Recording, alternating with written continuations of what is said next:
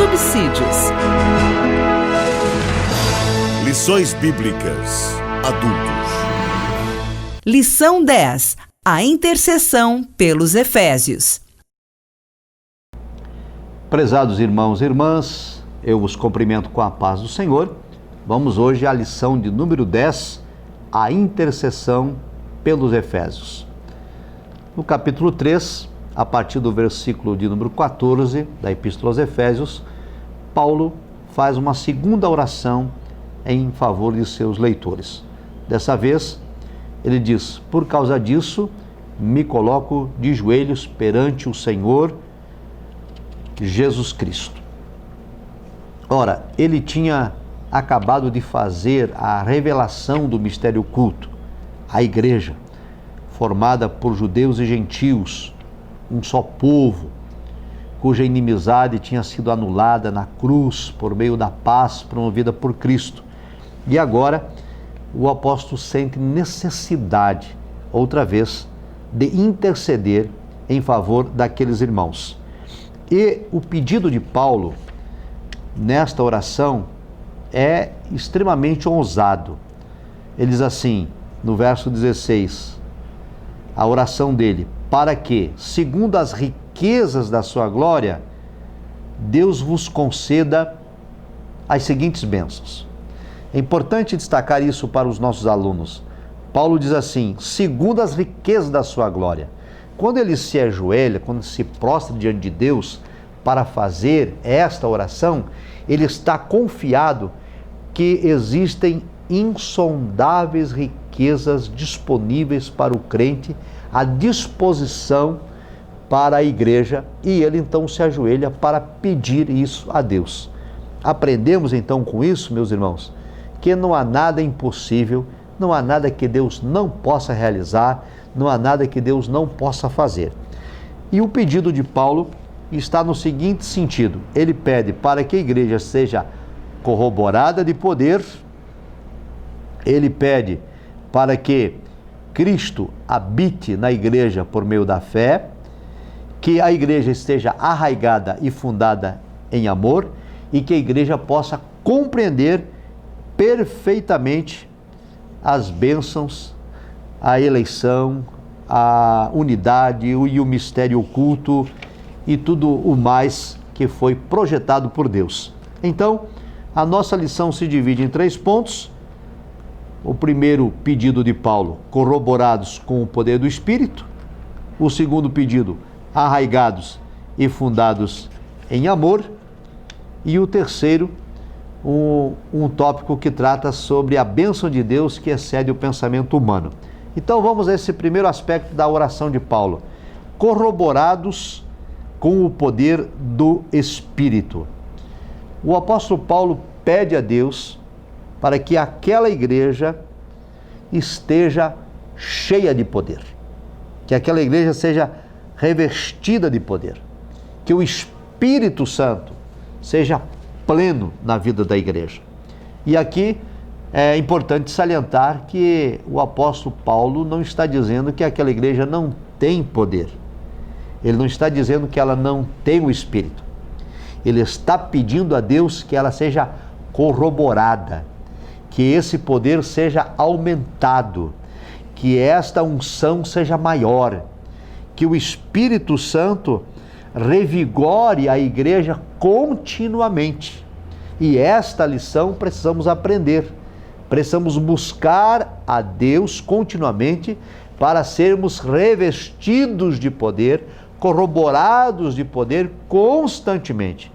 A liderança da igreja tem a responsabilidade de fazer esta oração. Cada membro individualmente tem que fazer esta oração, Paulo se sente responsável não só pela igreja de Éfeso, mas por todas as demais igrejas que Deus lhe permitira implantar durante o seu ministério, e agora ele ora, ele pede a Deus que essa igreja seja revigorada continuamente do poder do Espírito Santo. Por quê? Porque Paulo sabe que sem o poder do Espírito Santo a igreja não prospera, a igreja não avança, a igreja não ganha almas, os milagres não acontecem, a bênção de Deus não é derramada, a igreja se torna apenas um lugar de reunião. Ela não é mais templo de Deus, ela não é mais morada do Altíssimo, porque a igreja somos nós, a igreja sou eu, a igreja é você, a igreja é cada um de nós. E se nós nos reunirmos no templo, no santuário, apenas como se fosse um clube, para nos revermos, para estarmos juntos, para buscar algum tipo de entretenimento e até de convívio social, então nós estamos fora do propósito da igreja. A igreja precisa ser corroborada de poder, a igreja precisa ser cheia do Espírito Santo continuamente, para que as bênçãos do Senhor sejam derramadas sobre o seu povo. Nesta oração, Paulo também pede que Cristo habite na igreja. E aí surge uma pergunta: ora, Cristo já não habitava naquela igreja? E aqui nós temos então uma informação relevante, porque no versículo em questão, o verbo que o apóstolo Paulo usa para habitação significa habitação permanente, ao contrário de habitação temporária ou provisória. Ou seja, em outras palavras, Paulo reconhece que Cristo habita neles, mas ele pede ao Senhor que habite continuamente. No mesmo sentido do pedido anterior, ele quer que o poder de Deus naquela igreja seja constante e que Cristo habite permanentemente no coração daqueles irmãos. E isso se dá por meio da petição, da oração, do clamor, da intercessão, conduzindo a igreja à comunhão com Deus, conduzindo a igreja a ter temor a Deus, conduzindo a igreja a amar a palavra, obedecer a palavra, santificar-se. Essa também deve ser a nossa oração, a nossa intercessão em favor do povo de Deus. No segundo ponto, Paulo também clama para que a igreja seja arraigada e fundada em amor. Essas duas expressões, arraigada e fundada, elas fazem referência, arraigado, a uma planta enraizada, uma planta que tem raiz profunda, uma planta que não se demove do seu lugar facilmente. E fundada vai no mesmo sentido, no alicerce sólido, de que não se pode mover facilmente. Paulo disse, olha, a igreja tem que estar arraigada, enraizada e fundada em amor. Porque o amor é a gênese do Evangelho. O amor é a gênese do cristianismo. Deus é amor. O apóstolo João vai dizer que se alguém diz que conhece a Deus e não ama o seu irmão, o tal é mentiroso. E Paulo então enfatiza que a igreja precisa estar enraizada e fundada em amor. Na revista, na lição, trazemos algumas informações, como por exemplo, que a igreja que não tem amor é uma igreja que não tem sustentação alguma. A igreja se torna apenas uma reunião, um clube, porque o amor precisa fazer parte da nossa vida diária, constante. Amar o irmão, amar o próximo, amar o adversário, amar os inimigos, amar a Deus. A igreja precisa ser identificada como a igreja de Cristo. Se o mundo olhar para nós e não ver em nós o amor de Deus, e o mundo ver apenas em nós preconceito, discriminação, ódio, rancor, e o mundo ter informação de que no nosso meio existe dissensão, que no nosso meio existe tumulto, inimizades, como poderemos testemunhar do amor de Cristo? Então Paulo enfatiza essa necessidade da igreja de estar arraigada e fundada em amor. Isso fala de intensidade, a intensidade do amor de Cristo presente nas nossas vidas. E no terceiro tópico, nós tratamos aqui sobre a bênção de Deus que excede o pensamento humano.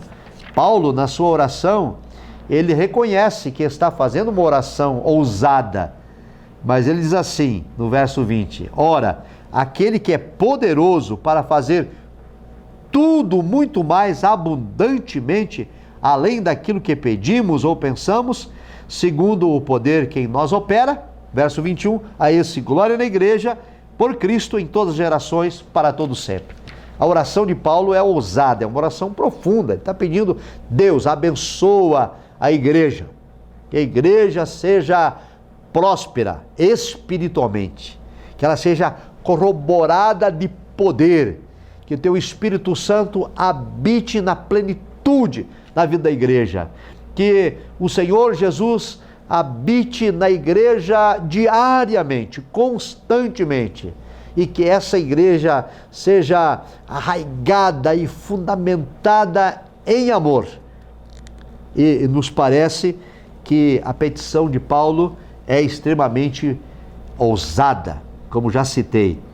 Porém, ele disse, a minha oração, embora ousada, pode ser atendida, porque Deus é poderoso para fazer além daquilo que pedimos e além daquilo que pensamos. Ainda na oração, ele pediu que a igreja pudesse conhecer o amor de Cristo, que excede todo entendimento, cheio de toda a plenitude de Deus. Ou seja, esse amor altruísta do Senhor Jesus, esse amor que não espera nada em troca, esse amor que não espera retribuição. Nós devemos amar como Cristo nos amou, estando mortos ainda em ofensas e pecados, sem ter mérito algum, Ele nos amou. E esse amor a igreja precisa refletir. Hoje, nós ouvimos muitas pessoas falarem em amor. Poesias, poemas, música, na cultura, muito se fala de amor. Mas quase sempre o amor que se fala e o amor que se cobra é o amor que o outro deve ter para mim, e nunca o amor que eu devo ter para com o outro. As pessoas têm uma exigência, elas dizem, onde está o amor? Cadê o amor? Mas sempre, quase sempre, quando essa expressão é utilizada, é no sentido de cobrar o amor que o outro deveria ter para comigo, ou o amor que o outro deveria ter para com o terceiro, mas nunca o amor que eu deveria ter para com o outro. Então, amados, que nós não tenhamos essa hipocrisia em nossas vidas, mas que possamos vivenciar este amor, o amor de Cristo, o amor de Deus, e que tenhamos essa plena convicção, Deus é poderoso para fazer além daquilo que pensamos, além daquilo que pedimos. E Paulo conclui dizendo que esse Deus poderoso é digno de glória na igreja, por Jesus Cristo, em todas as gerações, para todo sempre. Então, esse capítulo finaliza com esta petição, orientação. A glória é devida a Cristo na igreja, hoje e para sempre. Esta é, portanto, a intercessão de Paulo aos Efésios, aqui no capítulo número 3. Na verdade, a segunda intercessão. Ele já tinha orado antes, pedindo que os crentes fossem iluminados no entendimento. E agora ele pede que esses crentes sejam corroborados de poder, que Cristo habite abundantemente sobre eles, que o amor de Cristo seja intenso na vida da igreja, e nos alerta que quando nós oramos, Deus pode fazer além do que pedimos ou pensamos, e a Ele glória para sempre. Deus vos abençoe, um abraço, até a próxima lição.